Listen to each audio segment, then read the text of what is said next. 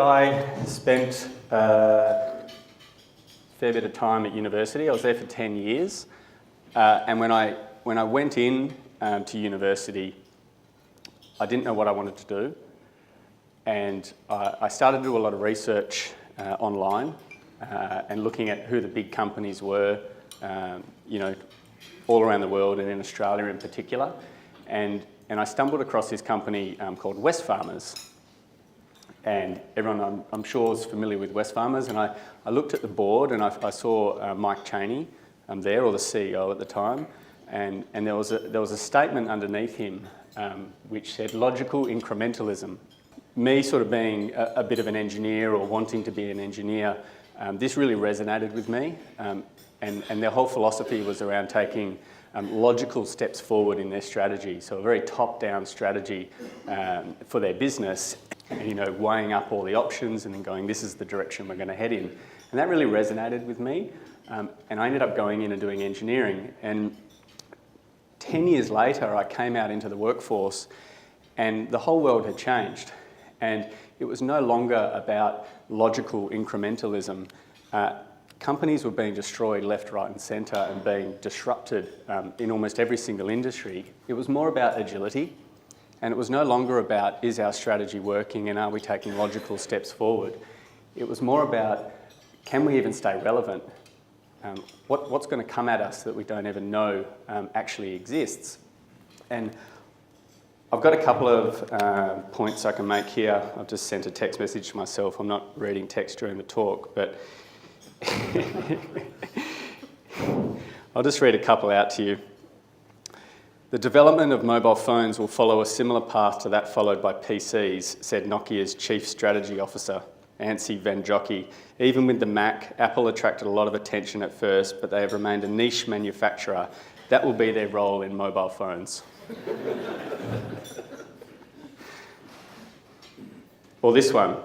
Neither Redbox nor Netflix are even on the radar screen in terms of competition, said Blockbuster CEO Jim Keyes. This was just 9 years ago. But I think probably Charles Darwin explains it best when he says it's not the strongest of the species that survive, nor the most intelligent, but the one most responsive to change. And I think Gigi, my co-founder, his favourite one is David Attenborough, which is, it's the crocodile you don't see that will eat you.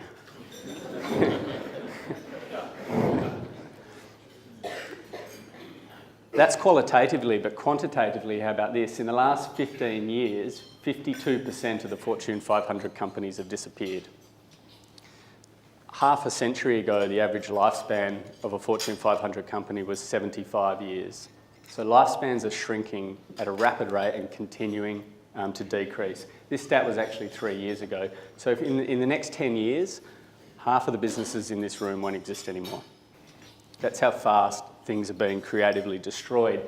And the problem is, fundamentally, that companies can't get the talent into their business, the creative talent, the innovative talent, the diversity of talent into their business fast enough to actually stay relevant. It's not about logical incrementalism where the strategy comes from the top.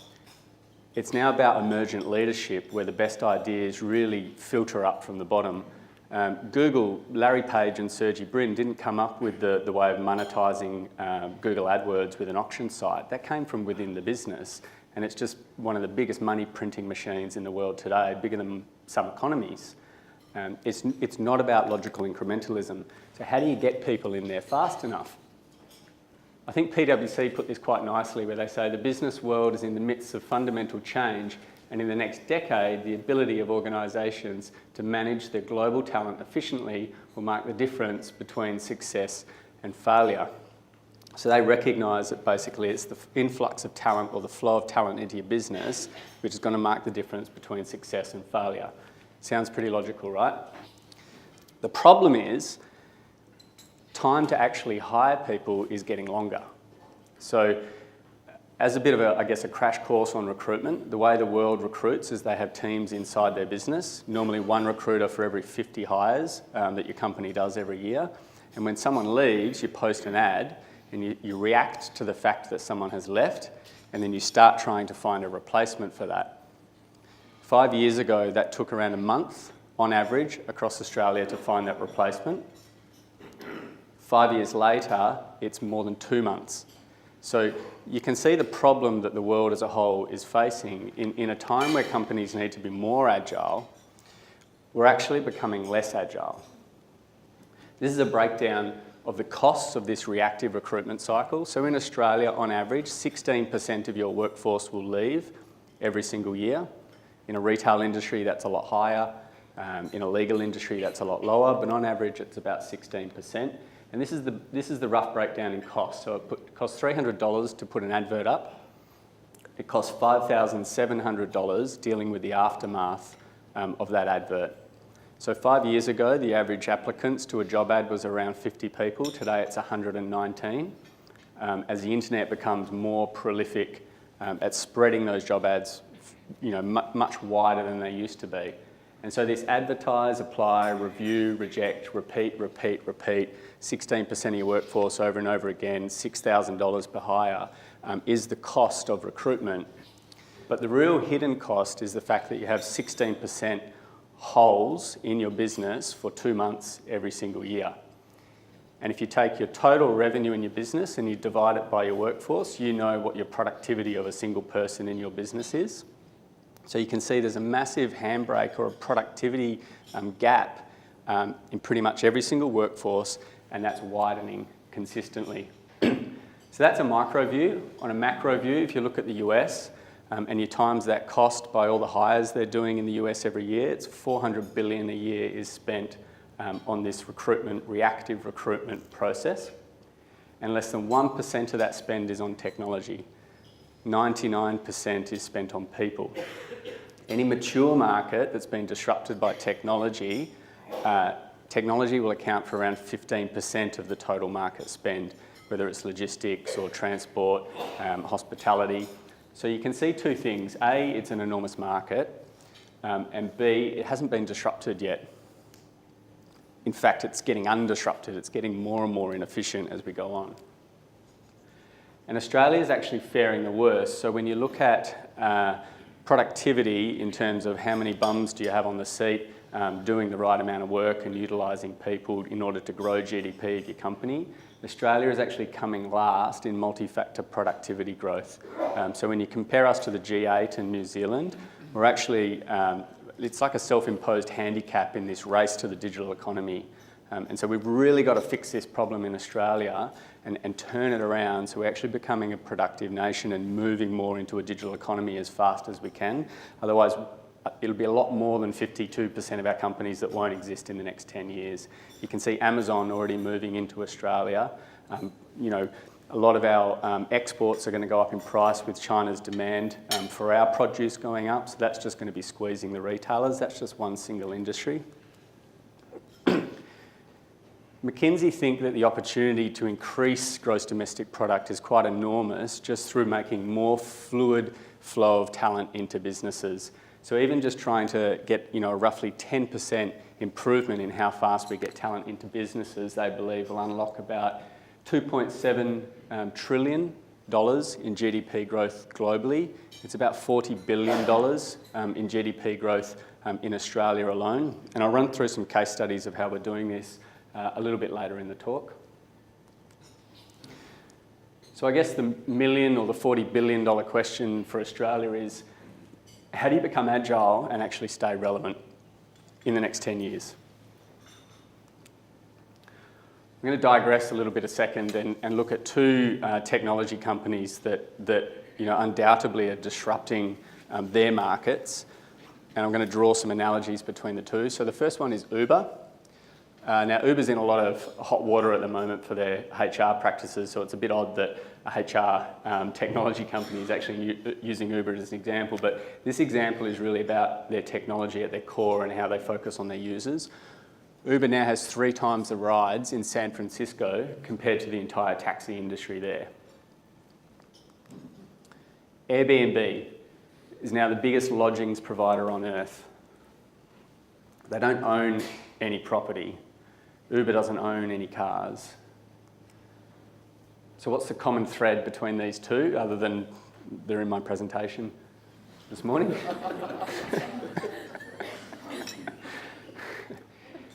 The common thread is these companies understand that consumers want a more humanised experience. Take Uber as an example. The frustration with me with the taxi industry is the cars are not clean. I don't know who's coming to pick me up. I don't know where they are. I don't know when they're going to arrive. And when I get to the destination and I'm late because the taxi's been late, I have to pay with cash or my credit card when I just want to jump out the curb and get into my meeting. That's me as a consumer being frustrated by that. Flip that with Uber. They make sure the cars are clean, you can see who's coming and you pay with an app. So they've squashed all the frustrations of the consumer, but they've brought humans closer together. I literally make a new friend every time I hop in an Uber, but I couldn't tell you the name of any taxi driver that's ever picked me up. I think every time one of LiveHire's team gets in an Uber, we get a new LiveHire share investor. Basically, they're humanising experiences, and it's the same with Airbnb. You go to the other side of the world and Jenny's waiting to greet you at her home and she's showing you where all the good restaurants are. Good technologies are bringing humans closer together. They're not automating processes. It's all about ongoing connection, memorable experiences, on-demand opportunities, anywhere, anytime, and personalised experiences. And the point of this is that candidates applying to your company are no different to consumers. In fact, they're probably the same people. If you're a bank processing 30,000 applicants a month, I guarantee some of those you're rejecting, you're trying to sell a home loan to the next day. 39% of applicants rejected from a job application vow to never buy that company's product or service again. So while marketing and sales teams are spending so much time trying to treat consumers like humans and have these memorable experiences online, the recruitment teams are basically giving the bird to them and saying, you're not good enough to work for our brand, but please buy a home loan the next day. So you can see the disconnect that's happening in organisations, but it's not really recruiters' faults, it's the technology. You look at Uber, and it's not the taxi driver's fault, it's the technology that they are required to use, which is really the problem that industry is being disrupted. However, as a side note, there's nothing to stop a taxi driver from joining Uber, but the change required in doing that is almost too much for some humans, which is a topic of conversation for another day. So when you talk about candidates being consumers, so let's look at what's happening with this reactive recruitment process. 12 million workers in Australia alone make 300 million online job applications every year. So the average worker, including some of yours, are applying to 25 jobs a year on job boards. It's an enormous amount of frustration. The average job application takes about 30 to 40 minutes, and then you make another application and it won't know you're the same person, even if you're making the application on the same recruitment software for a different company. There's this huge amount of friction and frustration, and 300 million times a year a recruiter is having to read that application and process that data again and again and again. As a result, if you Google job applications Google will suggest the top 4 global responses are too long, stupid, a waste of time, and why are you applying for this job anyway? As a result, not of the recruiters, but of the process and the technology involved, candidates take it out on recruiters. And as a result, if you Google recruiters you get useless, liars, scum, and scumbags. So you can see the level of frustration that is going on in this industry, and it's all kind of hidden. So with that in mind, I guess brings me to my point with LiveHire is we recognise that the biggest frustrations of candidates who are consumers in this space was actually that job applications were too long. You would never get a human response. You would get an automated response from a machine if you were lucky, and then you would get rejected by an automated email if you were lucky. So the long process, not talking to a human and getting rejected are the 3 frustrations. So how do we squash and remove those? So we decided to, about 6 years ago, Gigi and I started building this technology. It took us 3 years and about $3 million before we finally got to the product that we were happy with, and we managed to beg one client to actually give it a go. That's called product market fit. And you don't often see technologies grinding it out for years and years to get to that point, but most technologies actually go through that, that 3 years of constant development and despair. They don't just explode overnight. So we did this, and essentially we want to flip from reactive to proactive recruitment. So when someone leaves a business, you've already got 5 people qualified, interested and available to pick from. It's called proactive recruitment. So we had this idea where you could build a reserve army of talent for a company and host it in the cloud. We call it a talent community.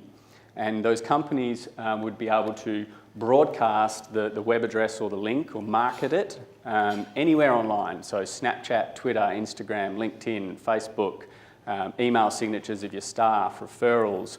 If you still post ads on job boards, behind the apply button heads to the community. So all roads lead to Rome and is the single destination for anyone that's interested in your brand.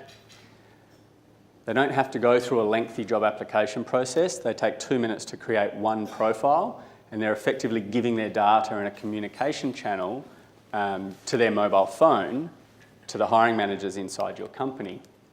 They grow these talent communities to about 10 times their workforce. And you can see in this diagram here, on the outer ring, you've got your talent community, which is about 10 times your workforce, say for Telstra Health.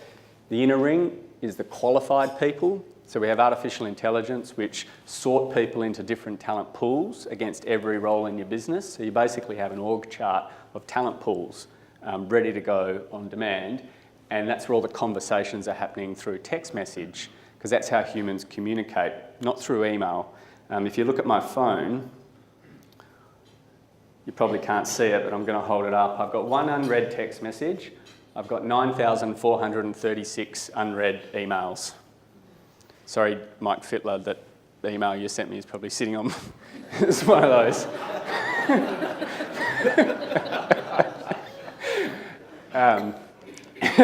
This is how humans communicate, through text message. So we built this text message two-way communication system between hiring managers and recruiters, just like with Airbnb, between travellers and hosts, it's through text message, or Gumtree, buyers and sellers. It's how humans like to communicate.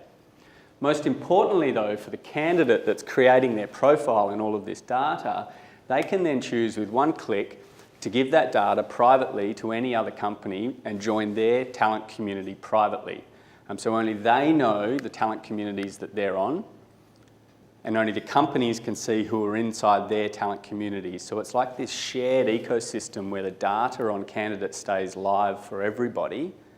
And because we're sending lots of text messages, we worked out when someone's responding fast to a text, it basically means they're available for work.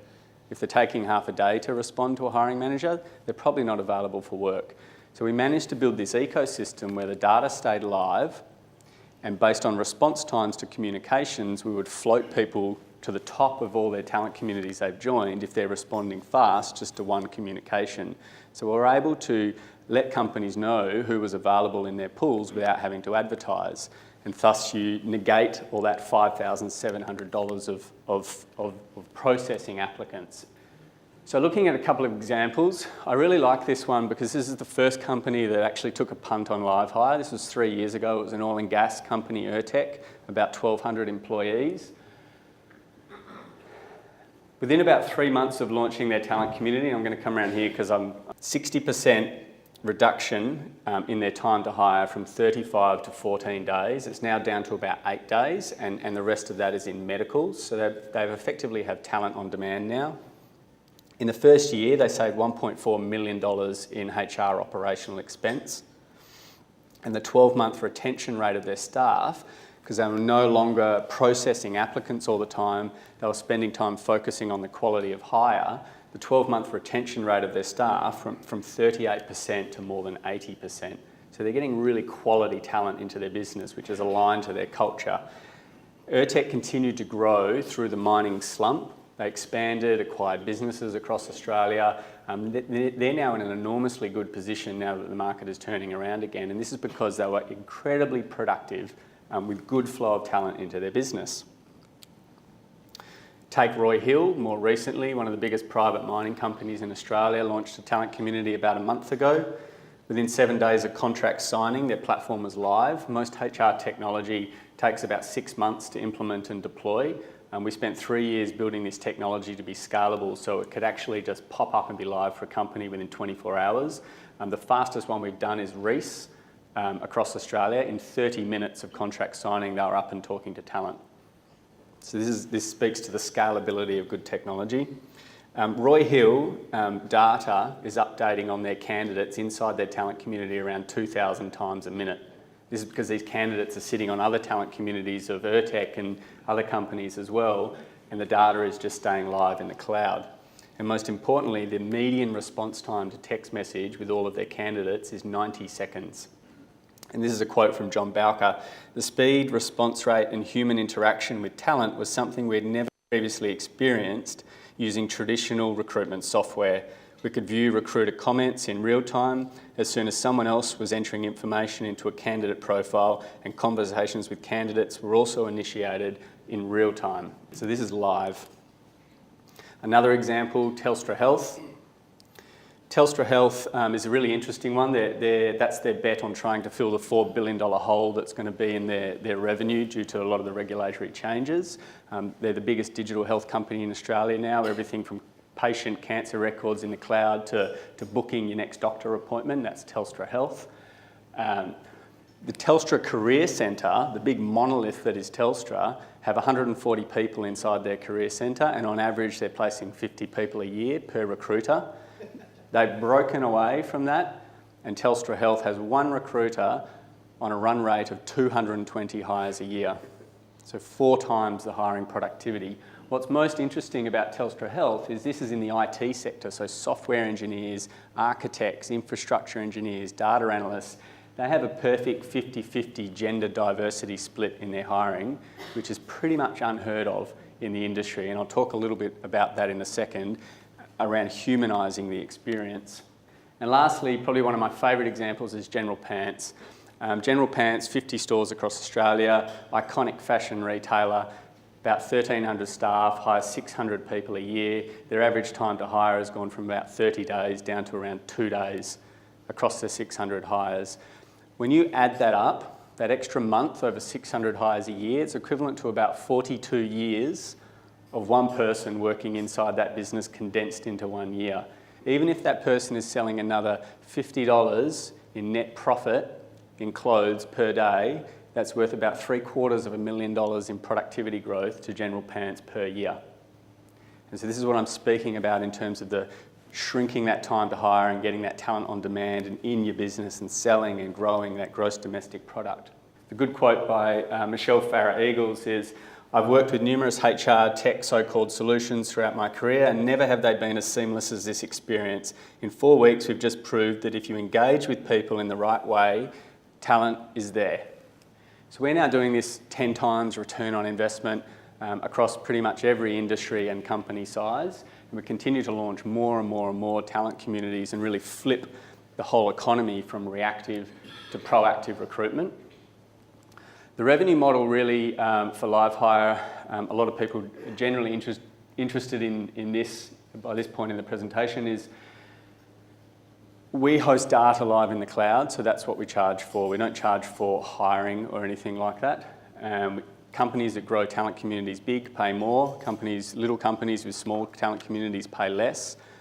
Companies grow talent communities on average to about 10 times their workforce, and we charge 50 cents per worker on their community per month. So a 1,000 employee business would grow a community to 10,000 people. They would pay us $5,000 a month, or around $60,000 a year, but they're pulling about $600,000 in cost, wasted administration cost out of their business. The good thing for LiveHire is that one worker can sit on many talent communities. So as they join 2 talent communities, they earn LiveHire $1 a month, 3, $1.50, 4, $2. So as more companies launch communities and market to the world, more unique talent are coming into the LiveHire ecosystem and then gradually spreading across more talent communities. So this whole networking and collective aggregation of talent is effectively eating the internet of talent, and the talent community connections just continue to compound and compound and compound, to the point where we've been growing exponentially for the last 3 years since launching that first talent community.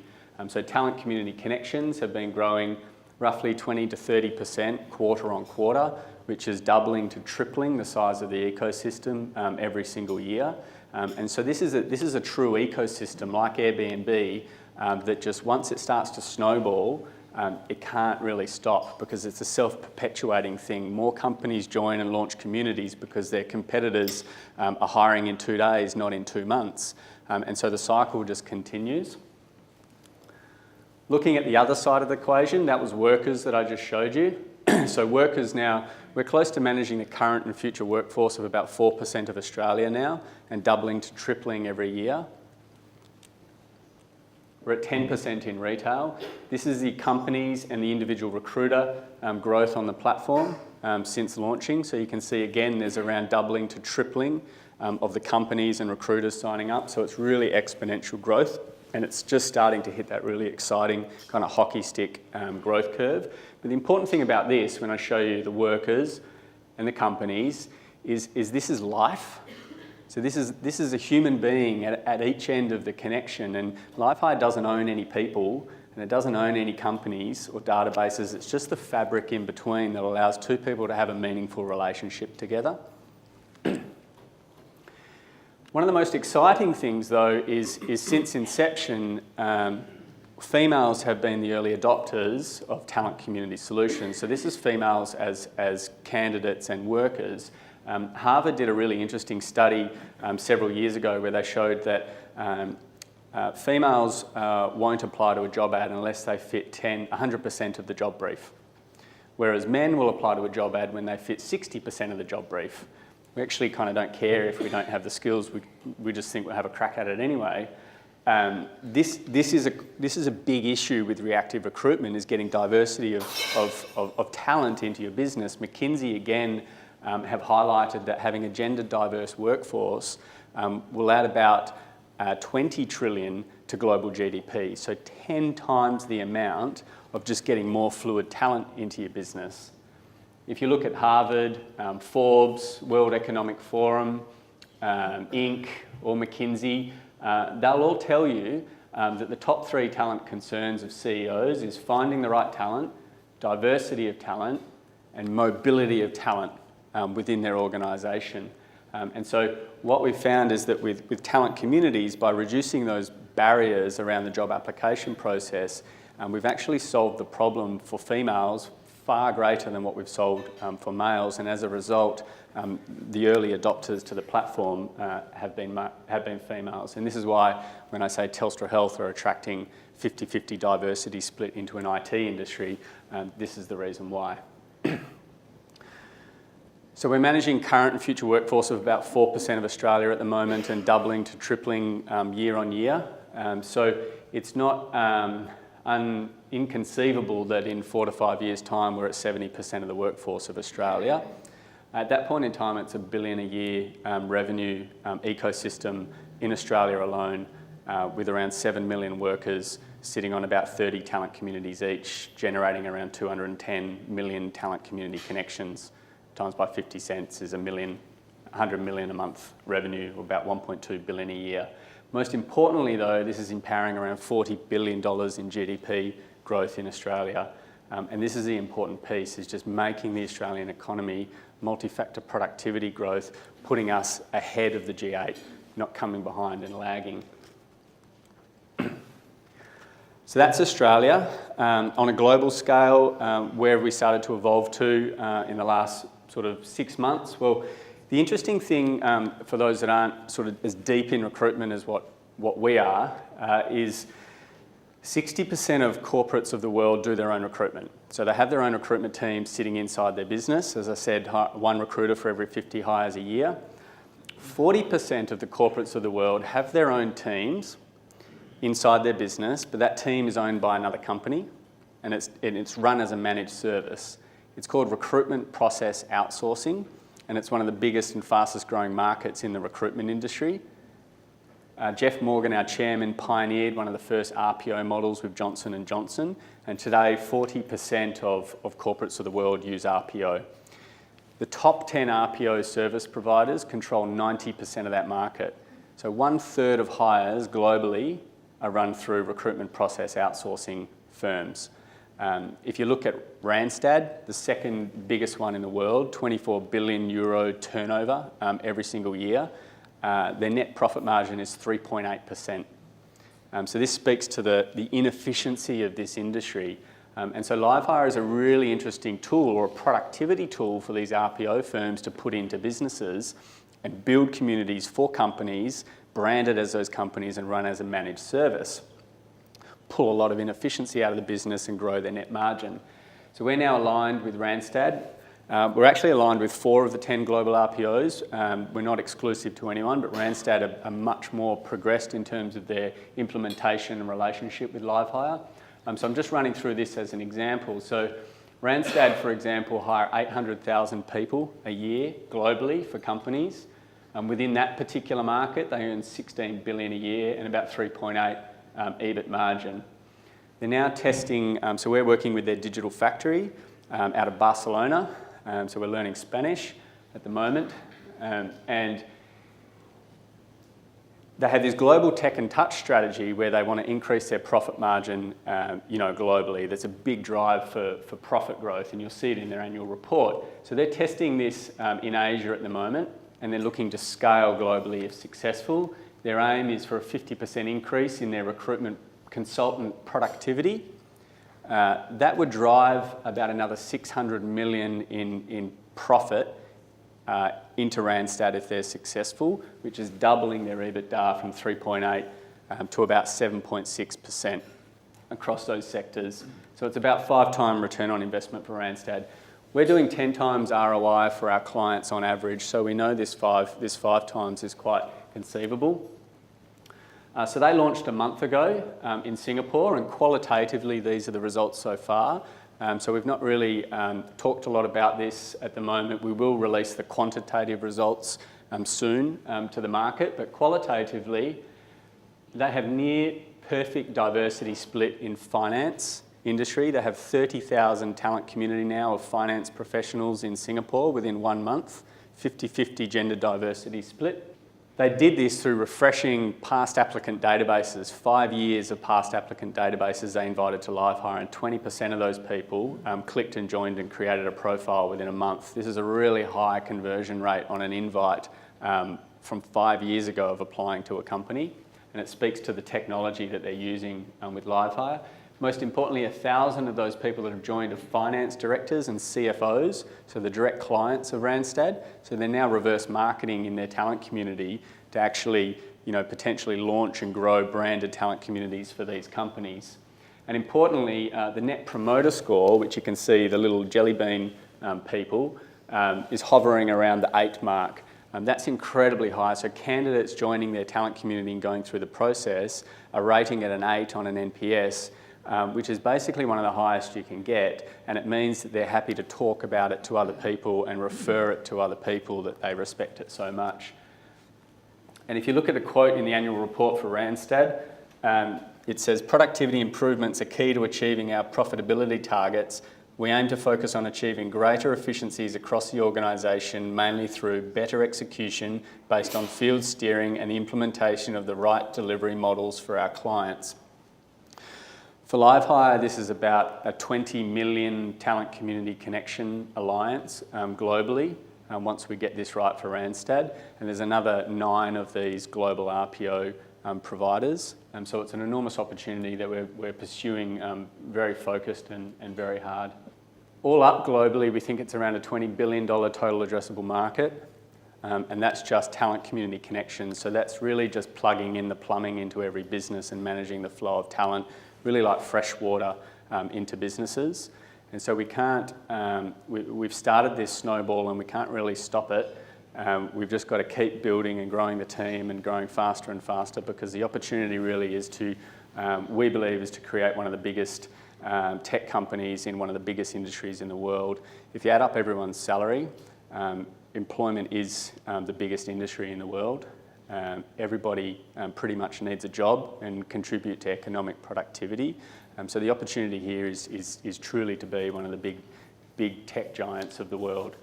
And most importantly for us though is empowering that 2.7 trillion in global GDP growth But what's important for us is getting it right in Australia first, because we really think Australia needs to leapfrog the rest of the world and get to that productive point very fast if we're actually going to be a digital economy and sustainably competitive. So thanks for listening. Just closing out, I guess, on LiveHire's purpose, and hopefully that makes sense to everyone now. It's to empower the flow of the world's talent into every organisation to create a more agile, open and awesome working world. Thank you very much.